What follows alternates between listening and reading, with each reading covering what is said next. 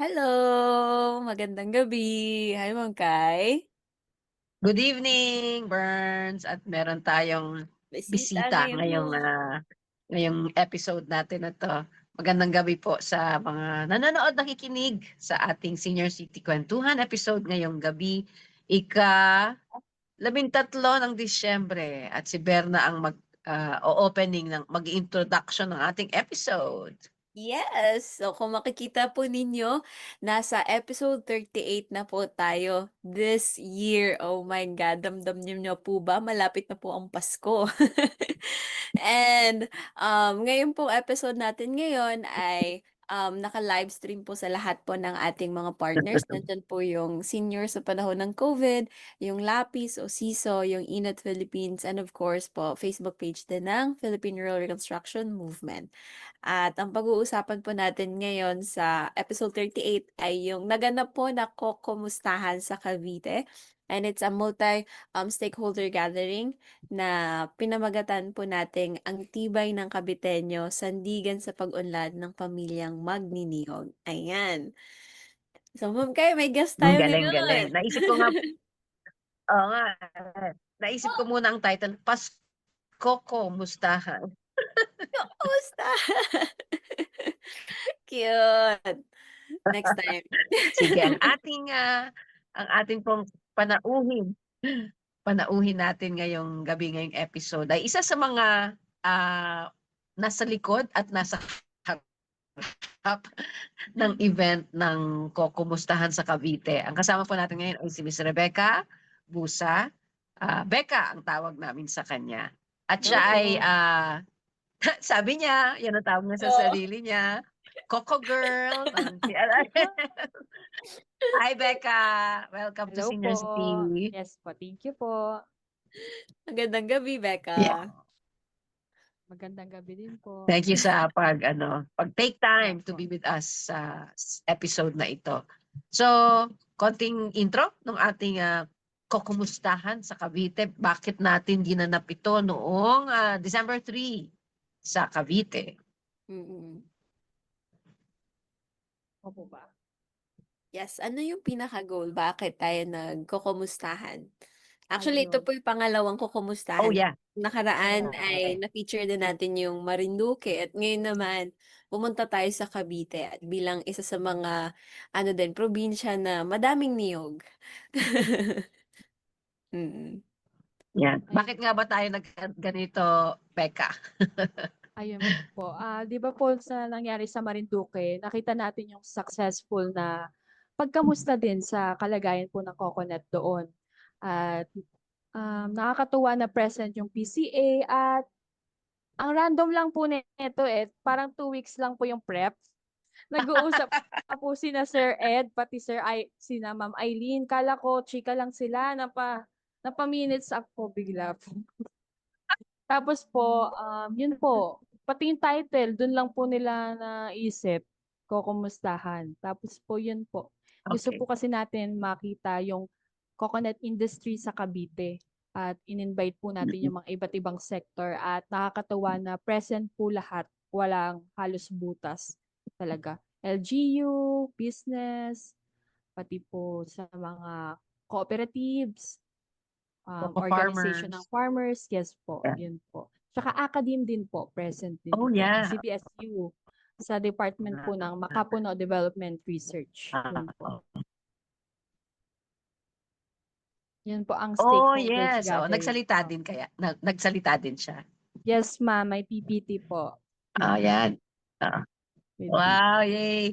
So, Oh, parang ano din 'no, sabi mo nga Bex, gusto nating malaman din ano ba yung, kalagayan ng hmm. coco industry particularly sa lalawigan ng Cavite.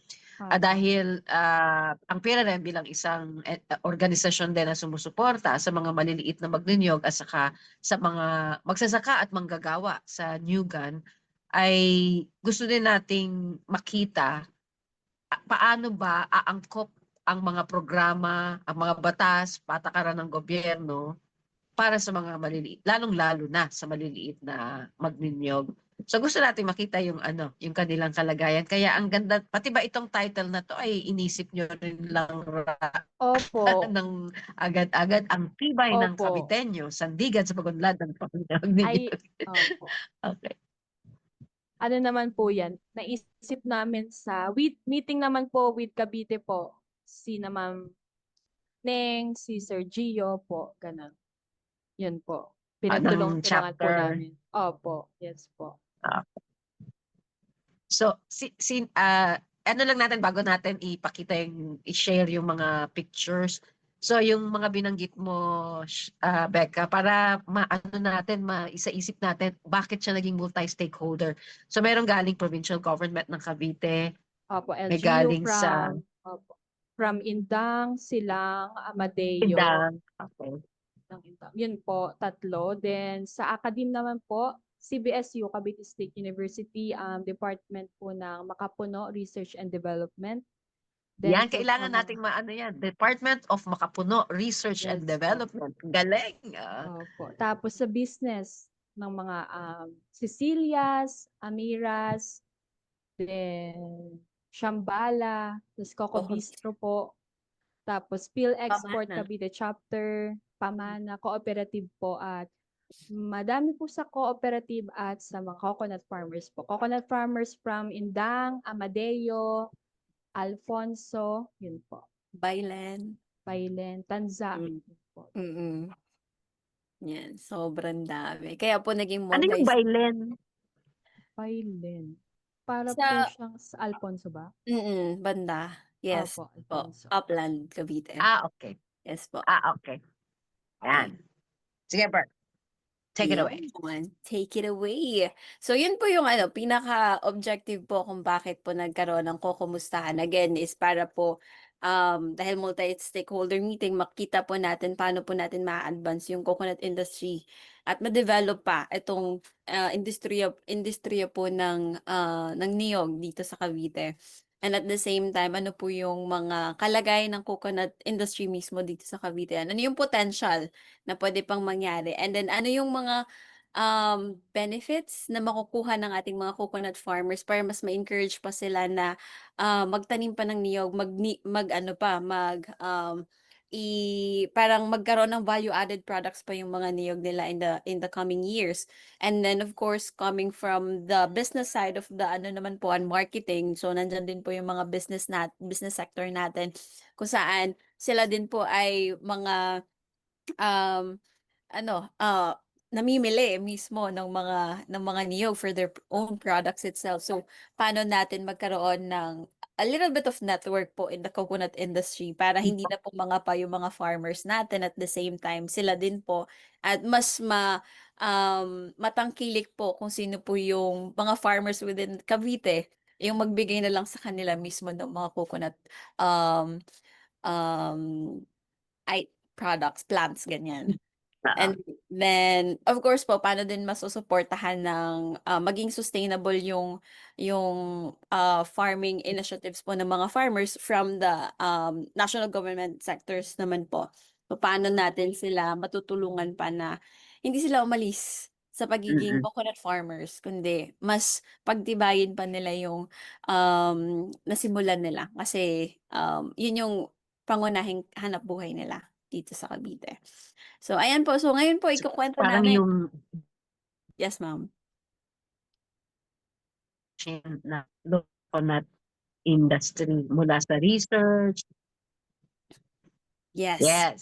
Yes Go. po. Tama. Okay. So our first picture. Yes. First photo natin. Ayan.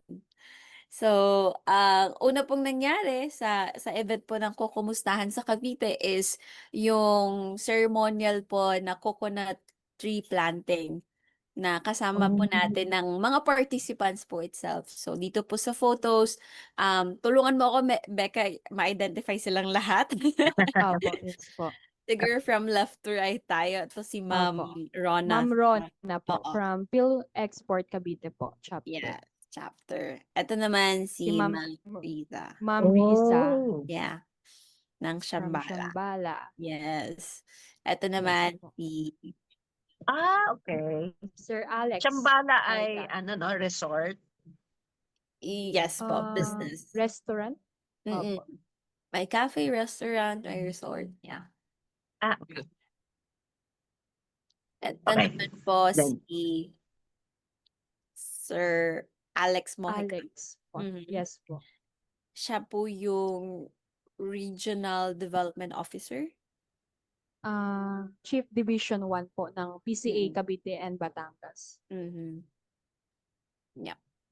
And then ito Okay. si Ma'am nakatalikod from From Amiras, si Ma'am Virginia.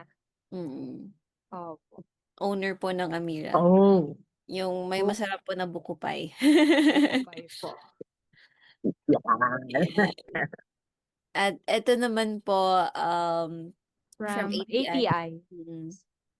Calabarzon. Yes, si Ma'am forgot her name. Ah, Oo. Ayan. Okay. Oops.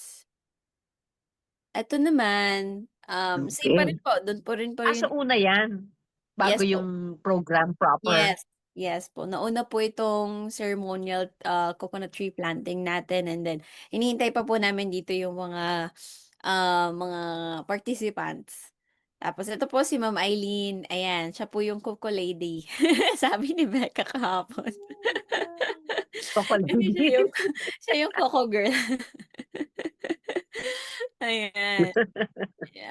Tapos eto naman po si Karen Sevilla, yung co-convener po ng Kilos Magniniyog. Mhm. Yes. Okay, AM. Yes po.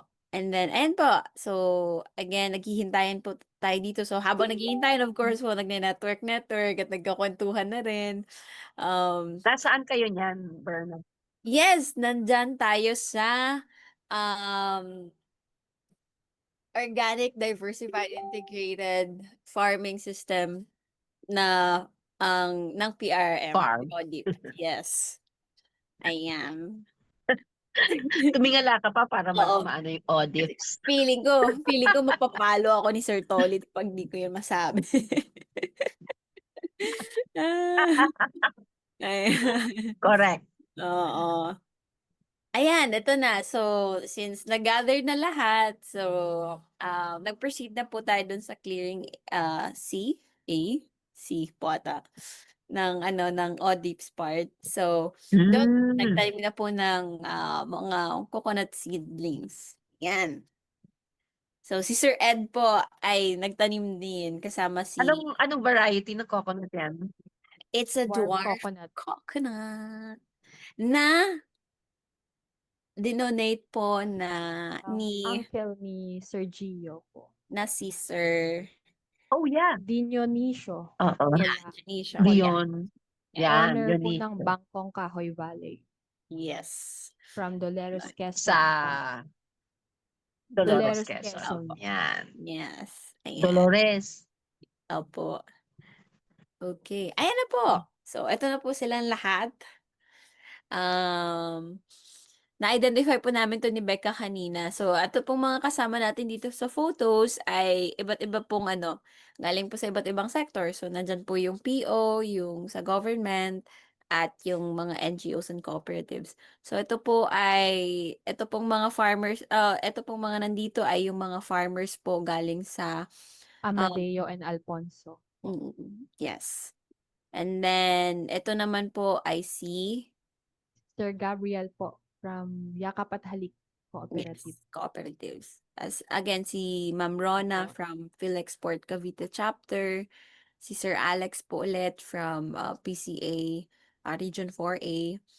Tapos po, ito po si Ma'am Rizal po ulit from Shambhala, and then from Sarilaya naman po ito. Yan.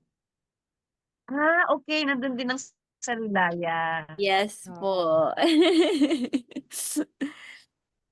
And then, ayan. So, after po ng ng pagtatanim ng ceremonial coconut tree planting doon po sa ODIB. So, pumunta naman po tayo doon sa program proper na yung may aircon na po.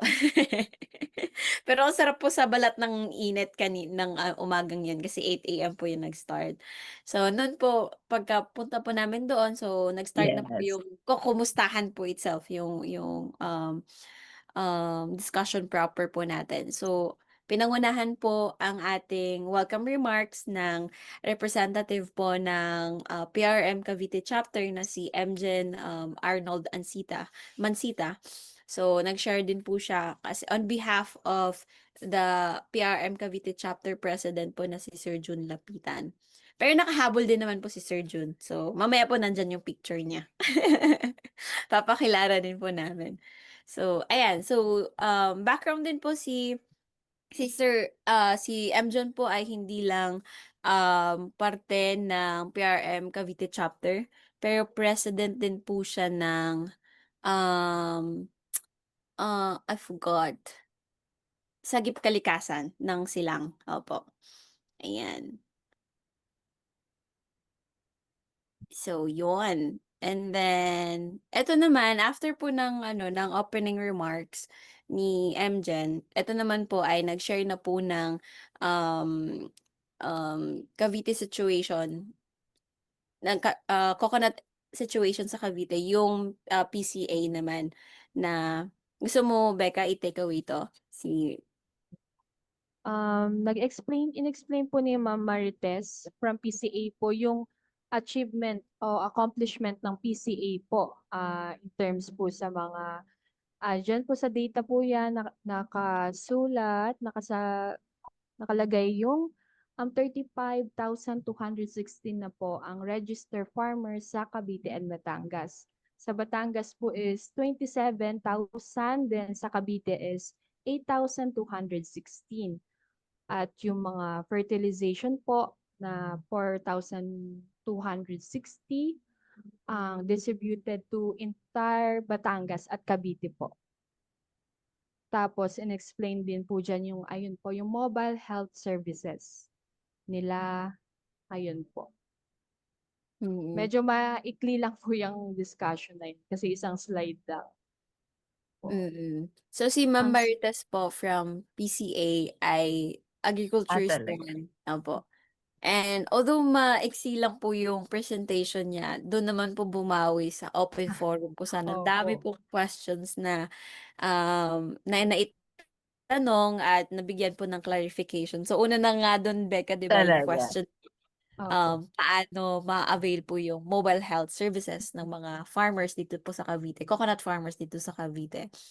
And nabanggit nila, Becca, na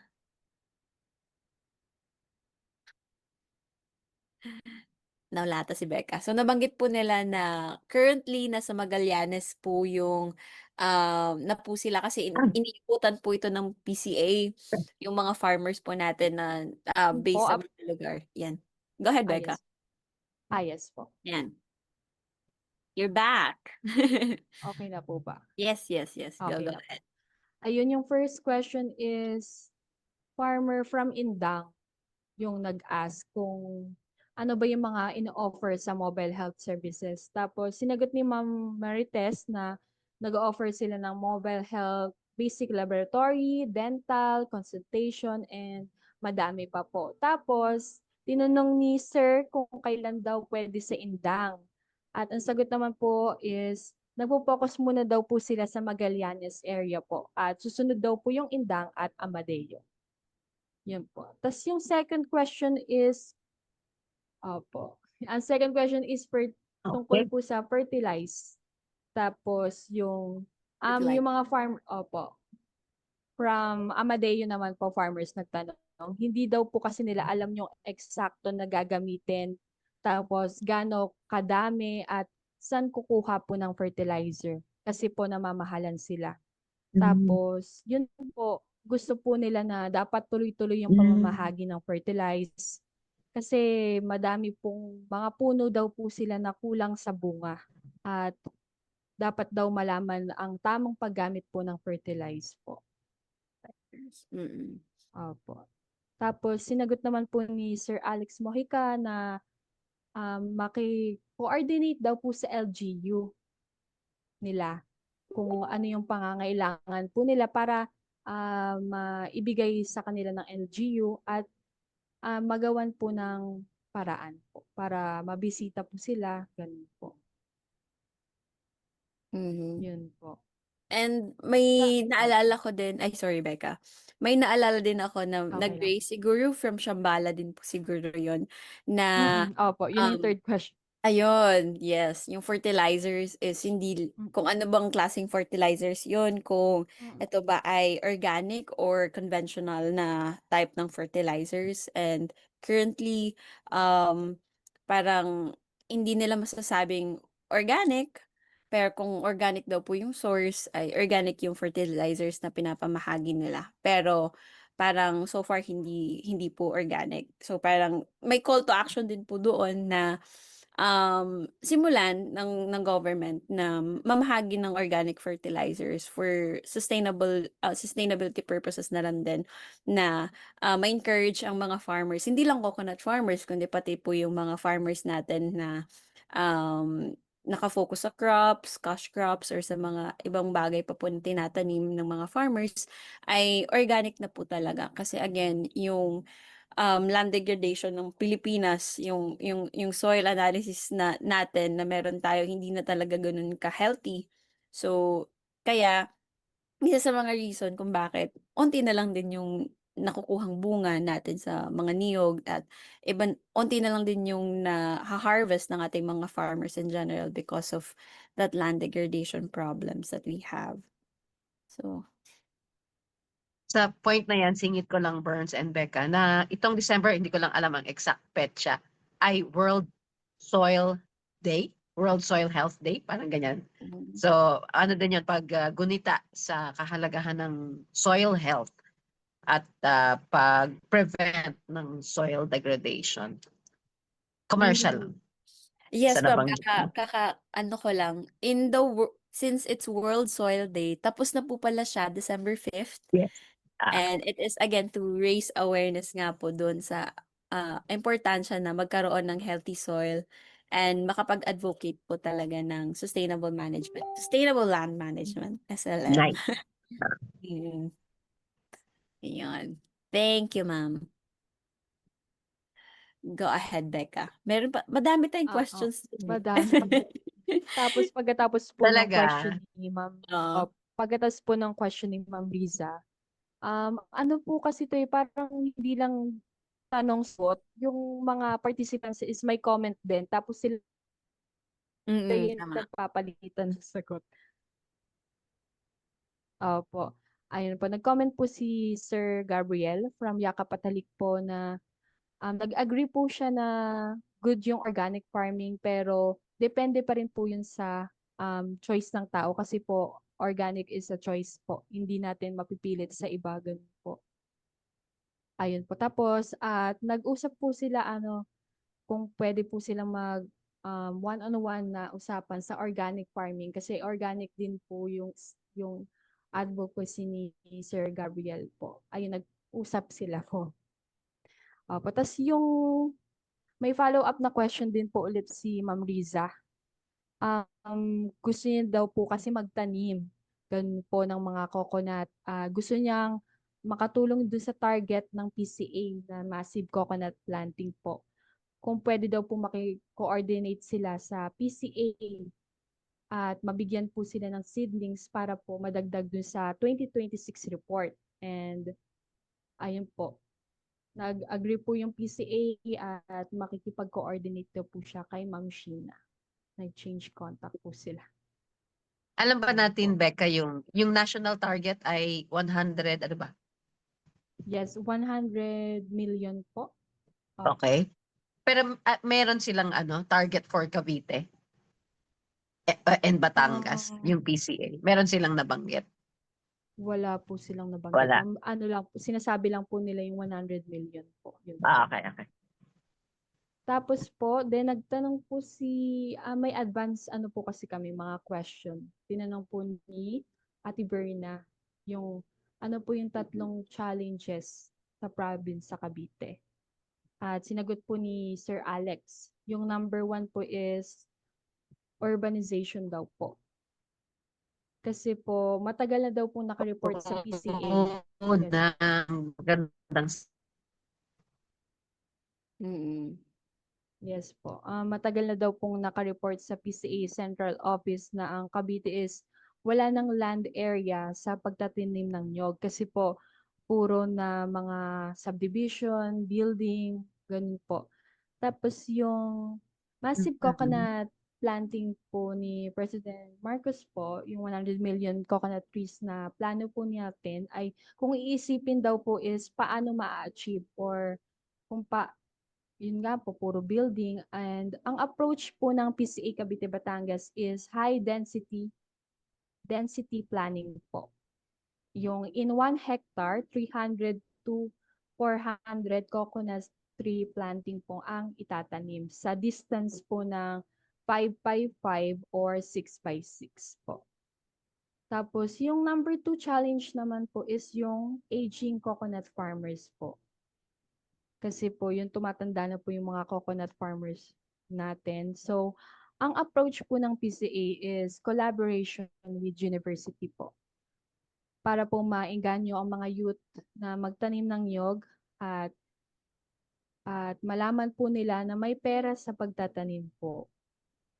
Yes po. Mayaman po tayo sa nyog dun po.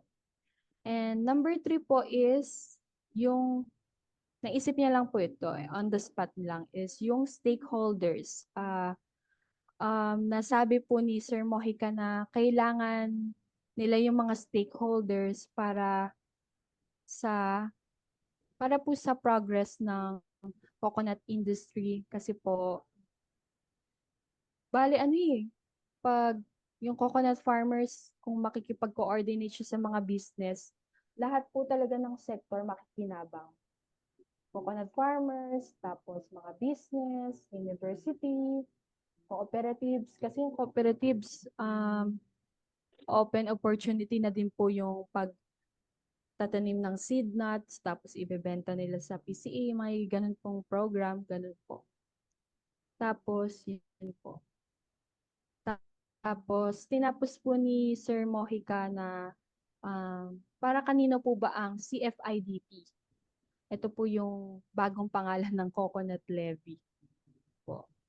At ayun po, ang ibig sabihin po ng CFIDP is Coconut Farmers Industry Development Plan or Program. Para po ito sa magsasaka at ng nyug po at malaman po nila na may ganong program po. May ganong services and dapat i-encourage din po nila ang mga coconut farmers na mag-register po talaga para po ma-identify sila, masali po sa master list at makakamit po ng mga services ng PCA po. Yun po. Doon po nag-end ang unang forum. Grabe. And ang nakuha ko din po dun sa shinare po ni Sir Alex. At ni ano din po pala ni Ma'am Marites, no? Siya din yung nag-share kasi meron din po silang presentation, ano po yung CFIDP na para po magets po din ng lahat at maintindihan po ng lahat na may ganto at nabago lang yung pangalan ng Coco Levy Fund. So, yun po na isa po doon is again strengthen po yung social protection para sa mga farmers na yun nga yung mobile health services na yan and then yung mga crop insurances at mga training and farm schools din po na pwede din nilang ma-avail yung kasi meron din po tayong participants and nag-share din po ng message of solidarity na from ATI or Agricultural Training Institute. May So, scholarships din sila, di ba? yes, for the ano din po. For the youth.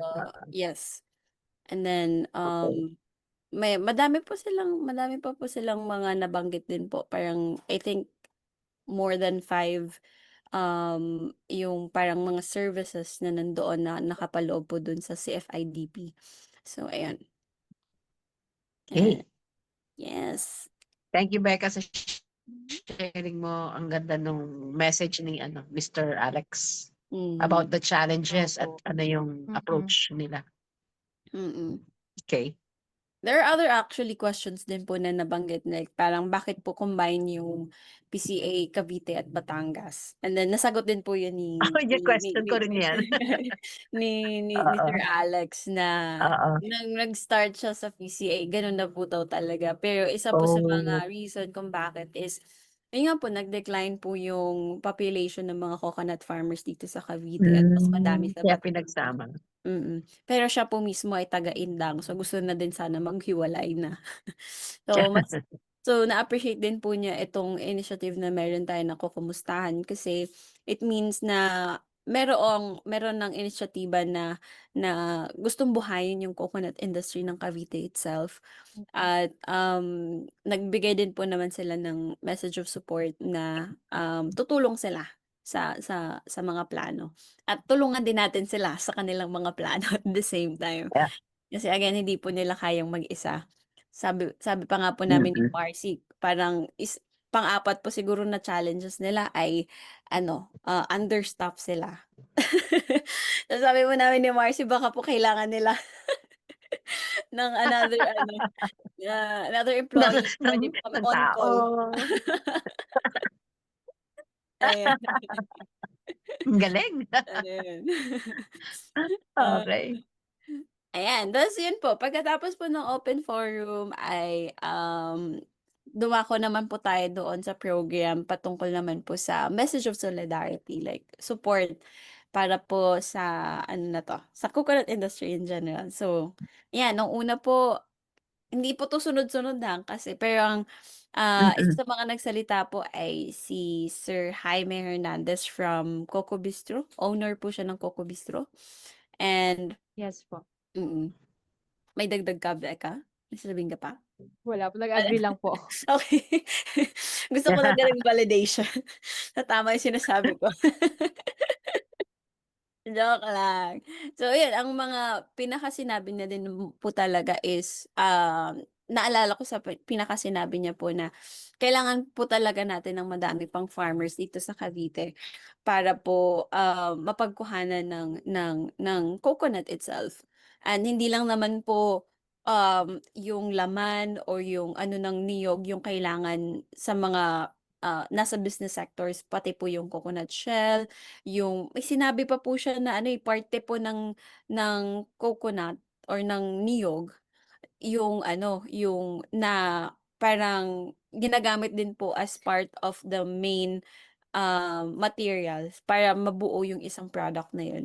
Nakalimutan ko lang po kung ano yun, pero Mm. I will make sure na tanungin si Kuya Gio kasi friend niya 'to, eh. Kung ano Oh, yun, yes. Pero yun po yung isa sa mga sabi ko, "Oh, wow, ganun pala, pwede pa pala yun." So, alam na po natin kayang magpalistingting ng kung ano man sa niyog. Pero yun po, first time ko pong marinig yun at nakalimutan ko kung ano ba yun. talaga. Ano Ngayon, ba yan? napakahalaga, nakalimutan Oo, mo.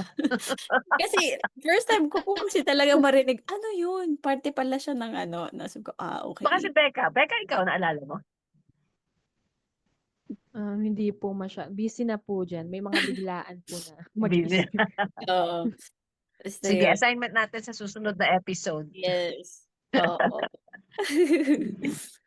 And then next naman po na nagsalita, eto po kasi, wala po si doctor yung, ah, Director po ng Calabarzon. yes, ng ATI Calabarzon. So, naalala mo, Becca, anong pangalan ni ma'am? Si Ma'am, wait lang po, andito po siya sa notes Mm, ko. Agricultural Training Institute, Calabarzon. yes po, Region Sa 4A, Calabarzon po. yung Ah, nag-share po ng message of Ayun solidarity. po. Si Ma'am Jubilin Retrita po. Ayun, Ma'am Jovelyn Retrita. So, siya po yung nag-share nung message of solidarity po ni Director, aha, ayan, ni Director, ano ang pangalan niya, Becca? Sorry?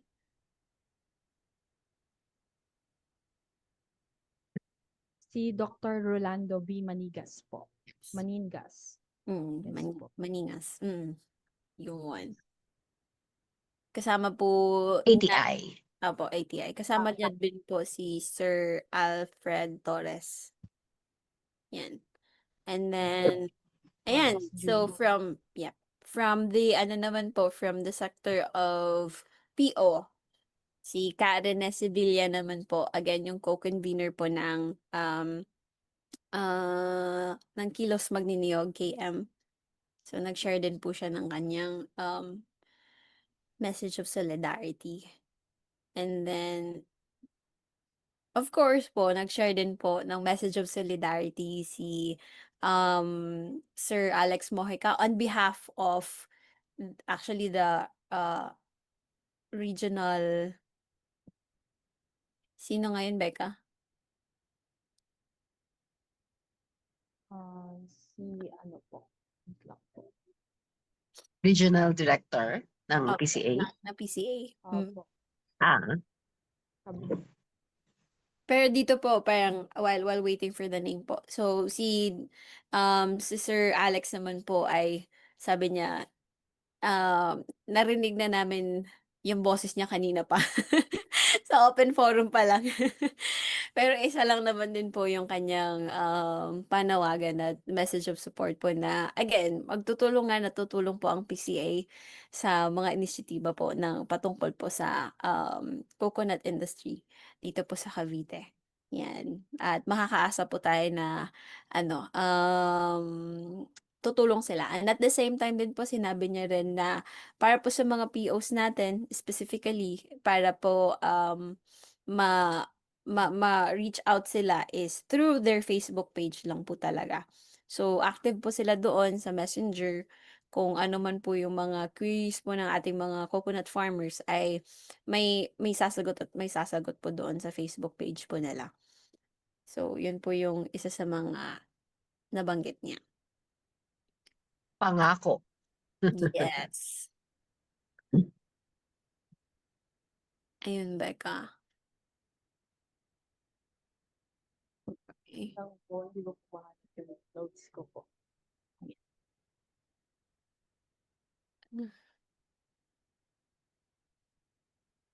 Iyan. And then, madami pa pong nag-message of solidarity din. Dalawa po sa government, yung ATI po again at yung PCA. Tapos madami din po yung nag-share po ng message of solidarity from the business sector. Nandun din po yung Shambhala, yung PhilExport, Cavite Chapter, tapos yung Coco Bistro po ulit. And then, sa cooperatives naman po, nandyan yung Pamana. Um, ah, ano ba? Pamana lang po pala. Tapos sa PO naman po, may mga nag-share din po, of course, si Karine po. And then, sa NGOs po, from Sarilaya din po, nagsalita din po. And then, yun. And meron din po tayong another guest pa na nagbigay din po ng kanyang message of solidarity. Eto po, si board member po ng 5th District ng Cavite, si BM Aiden po. So yan, nag-share din po siya ng kanyang message of solidarity. And bilang part po ng LGU sa silang. Yun. Then, tapos, ayun po, eto po si Dr. Sino-sino itong June. mga nasa pics niyan? Ayan na, ma'am. Ito po si Ah. Doc June. Siya po yung president ng PRM Cavite Chapter. Pero at the same time, owner po ng Marayata Farm. Oho. Na nagpo-promote ng Ng kaong. yes. Oh. Nabiro pa nga po ni Sir Ed, ma'am, kanina. Kanina tuloy. Nung event na yan, buti na lang hindi daw po si Doc Jun ang nag-welcome remarks. Kasi ang pinag-uusapan po natin ay coconut, hindi po kaong. Baka daw po mabanggit ni Doc Jun ang kaong. Kao. Ang kaong itanim, buhay ay palaguin po ba? Yun yung gano'n niya. And, Oo. as ito naman po, the lady in white ay si Ma'am Neng po. Yan, staff po ng PRM at of course po si BM, tapos si MJen po, Arnold Mansita. Ayan. Tapos ayan, so kami po ni Marcy yung naging host for that day. So eto po si Marcy Arumin, ang volunteer po ng PRM at nakita niyo na rin po siya sa pictures po ng mga Makabata Project. Ayan. Ayan. So, ito po yung mga nagbigay po ng kanilang mga mensahe, message of solidarity. Ayun po pala, meron din po pala from again, from CVSU po. So, again po, ito po si Karen from KM, Kilos Magniniyog. Ito po, dalawa from Sarilaya. Becca, naalala mo yung pangalan ni, Si Doktora Bench po. ayan, Bench, yes. Yung isang sa Relaya, si Yes. Met to? Si Met Jimenez? Tama? Mhm. Tapos si Dr. Bench po. Mm. Tapos from Pamana Tapos po, yes. si Yes. President. Sir, Si Wilfredo. Sir Mr. Wilfredo. Wilfredo Noel. Mm. Tapos, of course po, si Sir Alex, si Ma'am Risa, and then si Dr. Hosea Dr. De Leon Rosea. Martel. Yes po. From CVSU. Siya po yung from the Makapuno Research Development Yes po. Ang director po. Center. And then si Ma'am Jovelyn po Jovelyn. again. Yes, representative from ATI, Region 4A. So, yan po sila po At yung yung nasa gitna ay yung original host ng Senior City Kwentuhan. Original co-host pala with Ma'am Girlie. si Sir Ed De La Torre po. Yan. Oh, Becca, kung papangalanan mo si Sir Ed, ikaw ay Coco Girl. Si Ma'am Lady ay Coco Lady. Ma'am Eileen ay Coco Lady. Si Sir Ed ay Coco King. Coco King. Coco King. Ano? Coco King. Coco King. Coco King! ayun. Oo, ako naman ma'am naalala ko, papangalanan ko yung sarili natin. Coco Ano? hosts. Coco host! Host. Patawa ka, Bernadette. Pwede na rin. Pwede na. As co-host, so Coco hosts. Ayan. So, ito po, sobrang dami po natin Mga nung ilan yan? po. Mga ilan yan? 50 mahigit? Naka 80 plus 80. po. Grabe. Oh, 80 18. plus. Wow. 80 plus. Yes po. So, nasa very multi-stakeholder gathering po talaga to with 80 participants from different sectors po. Yes. So, Becca, mapupul mo yung list natin ng participants and then yung mga organizations nila. At saka maganda din saan-saang bayan ng Oo. Cavite province sila naka-base o galing o nire-represent. Opo. Ayun po. Sige. Simulan ko po. Okay po. Siyempre, PRM Central po. PRM Cavite Chapter. Tapos, mga sa ACADIM po, Makapuno Research and Development Initiative and Resource Center. Sa businesses naman po is hello po. Okay, sa businesses naman po is Wait, balik muna present tayo po sa ang Amiras. Oo. Balik muna tayo sa Okay Cavsu. po. So, Cavsu po ay yung sa Indang Okay po itself, Indang Cavite. Si yan. Okay, sa business sa Amiras. Sa Amiras po, Cecilias. Sa Amiras, saan sila banda? Tagaytay ba to Sa sila? yes po, Tagaytay. Tapos Cecilias din po is Tagaytay din po. From Tagaytay. Opo. Si Ma'am Risa sa Shambhala po, Silang naman po. Silang. Bayan ng Tapos Silang.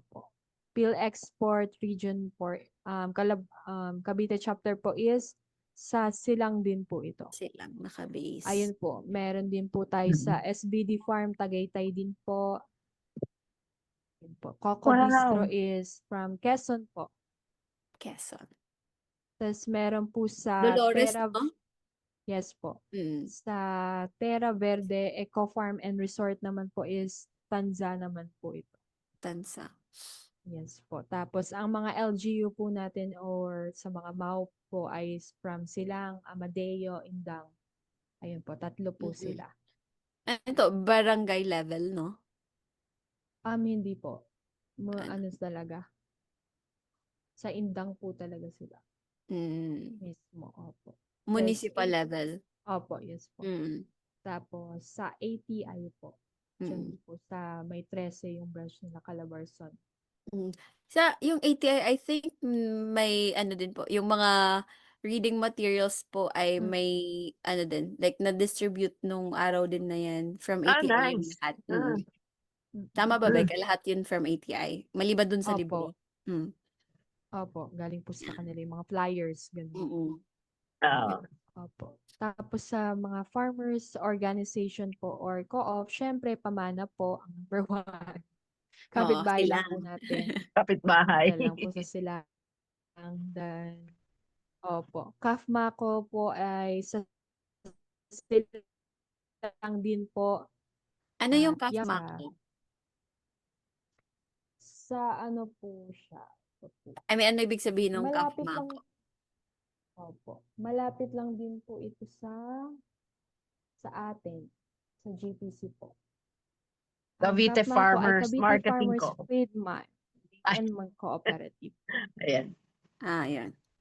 Tapos, Yakap at Halik po, Multi-Purpose Cooperative sa 13 po ata ito. Then, sa Bailent Coconut Farmers Association po, Alfonso,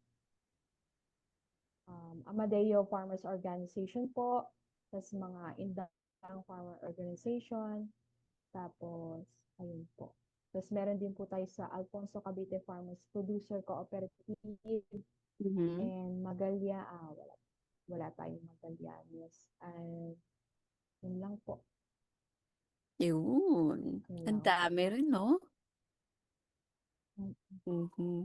Full force din po ata yung sa Rilaya ng time Oo, na yung yun. sa Relaya po. Oo. 11R, na dun din po pala. 11R. Oo. Ayun. IIRR. Yes. Ayan. Isa sa mga Nag-outside. pinaka early nating participant. Kasi kapitbahay lang din po natin. Ka-compound lang po natin. Si Sir Ronnie. Nandyan. Okay. And then, ayan po. So, ito naman po yung the team behind the Coco Mustahan. Wala lang po si Coco King, si Coco Lady, at si Coco Girl.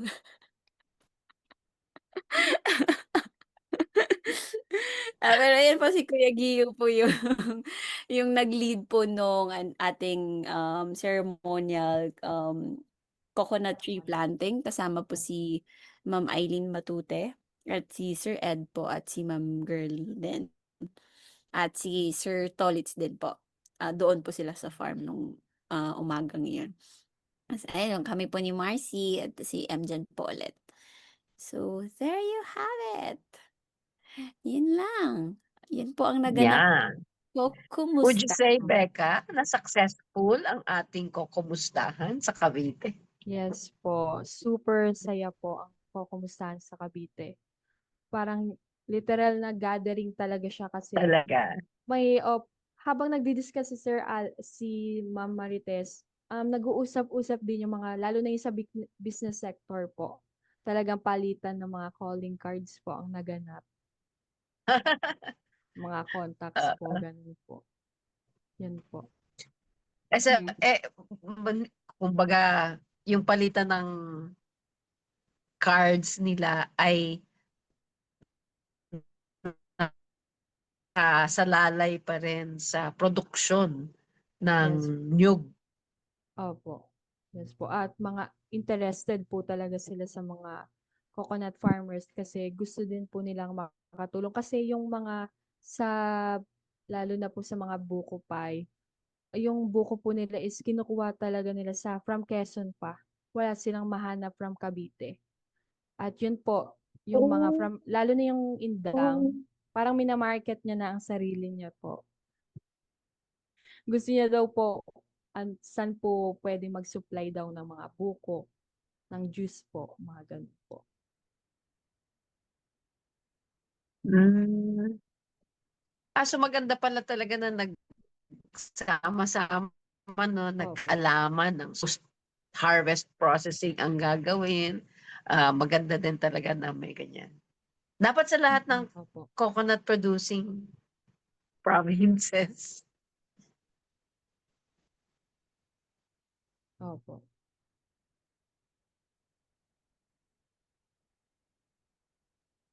Ayan. Ano naman yung parang, since it's a success, Peka, ano yung, a question lang na nag-pop sa mind ko, since may time pa naman tayo. Like, ano yung parang, Hmm. siguro key takeaways mo nung, nung event? Ang takeaways ko is walang tapon sa niyog talaga. Kasi kahit balat, pwede itong gamitin or ayun po. At nakakatawa po na kung paano nila i-embrace yung coconut. Siyempre, pride natin yun bilang Pinoy po kasi tayo ang second na producer ng buko at sinusubukan talaga natin maging number one ulit. Kasi I think ano po 30 years ago pa nakuha ng Indonesia ang ng nyog. Yun po. Parang kailangan na ibalik. Mm. Charot. Ayun po. Nakakatuwa na lalo po sa business sector po na katulad po ni Ma'am Riza. Grabe, sobrang passionate niya sa nyog. Kung may Coco Queen, siguro siya na po talaga yun. Opo, kasi ayun po, pumunta din po kami pagkatapos ng event sa Shambhala po. At talagang Okay. namang pinakain niya po kami ng mga food na may coconut po talaga. And ano po yung pinainom sa atin, Ate Berna, na coconut Yung, ano po, na yung, banog? mm, Coconut, yes po, ayun. yes, Masarap po siya. Ayun, iro. plus pinakain din po kami ng mga buko pie ni Ma'am Virginia po from Amiras. Yeah. Yun po. Ang dami. May tanong ako. Meron ba doon sa nasa business producer versus oil? Ano po, Medyo medyo nalaglag. nag-choppy ka, ma'am. Take 2. Ah, tanong ko lang kung meron ding producer ng virgin coconut oil, VCO. Ate Berna, parang hindi yun na ano, no?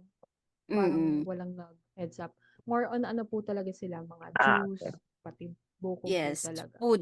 Ayun po, Pagkain. Mm. opo, naalala ko lang po, Mm-mm. sabi po ni Sir Alex, may nagtanong po, paano daw po papataas ang presyo ng kopra?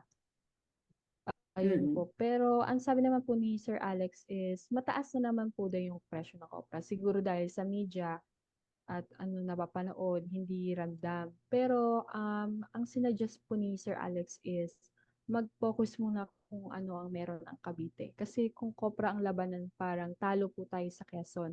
Dahil po sa mga transpo pa. Super mahal na Mm-mm. magagastos. Mm-mm.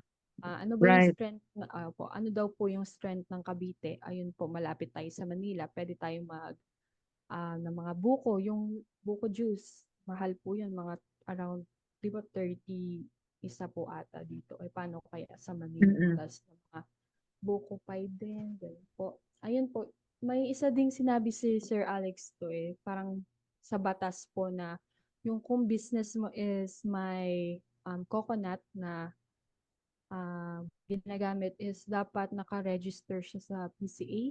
Ganun po. Yun po yung sinabi niya. Opo. Okay. Nice. Yun. Yes. Ikaw, Berna. Key takeaways ko po, good thing po na nakasama ako dito sa Kokumustahan sa Hindi Cavite. ka lang nakasama, nag-host ka na naman. Oo nga pala. Oo nga, sige good thing Na bakit?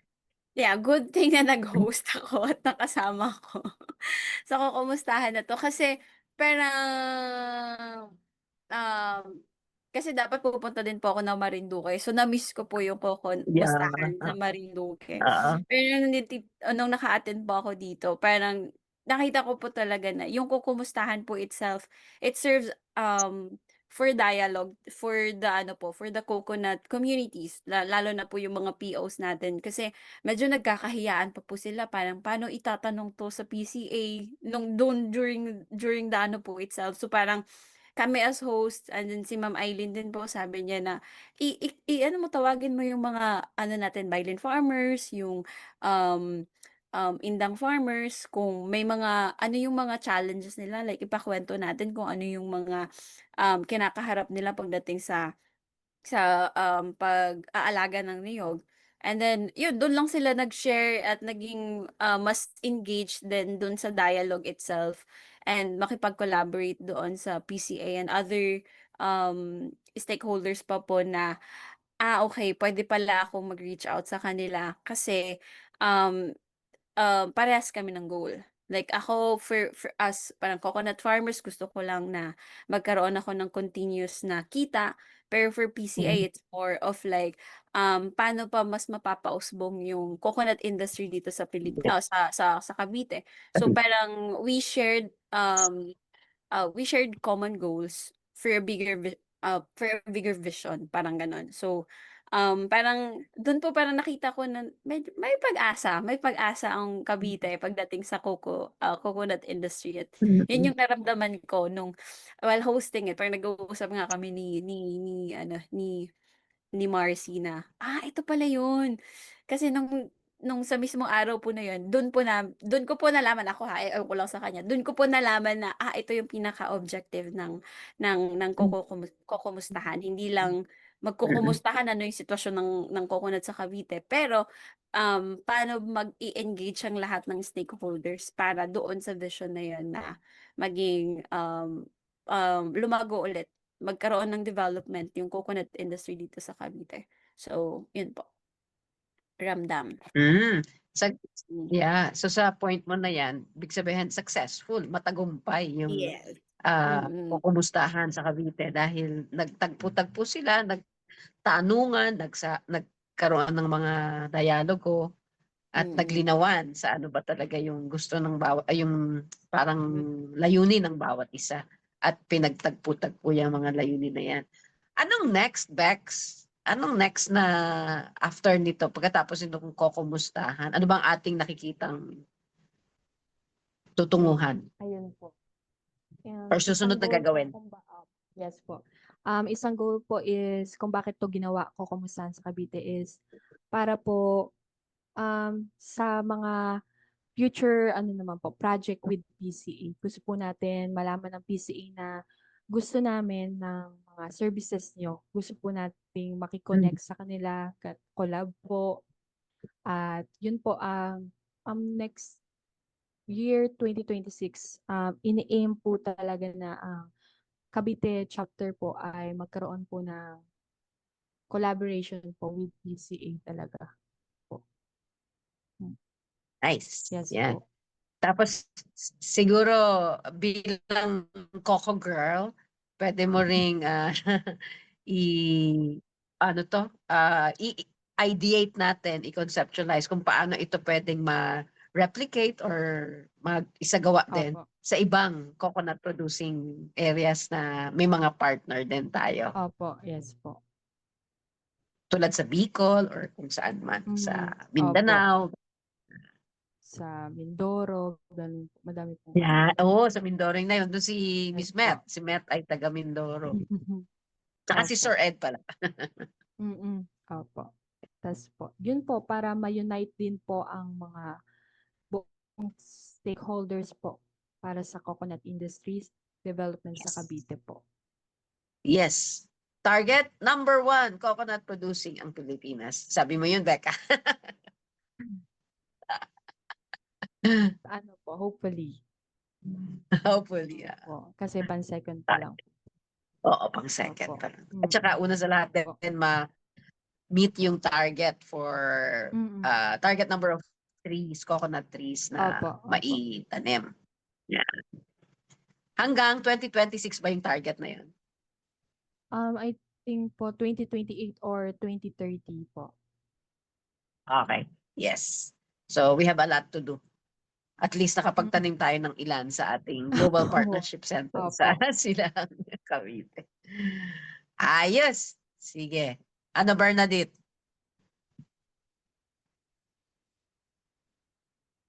Mute ka. Mute po. Ganda pa naman ng yes ko. Ayan po, alright. Diyan po nagtatapos ang ating kokumustahan sa Cavite. And next episode po ay malalaman nyo na rin po next week. Maraming salamat, Becca, sa pag-share ng Thank Oo, naganap you. Becca, mong thank you, thank kamustahan. you. Thank you po. At sa lahat ng mga nag-attend ng kukumustahan sa Cavite. Yes. Bye-bye. Till Bye-bye next po. week. Thank you, Ma'am Kaiden. Bye-bye. Thank you, Berna. Thank you, Becca. Coconut po.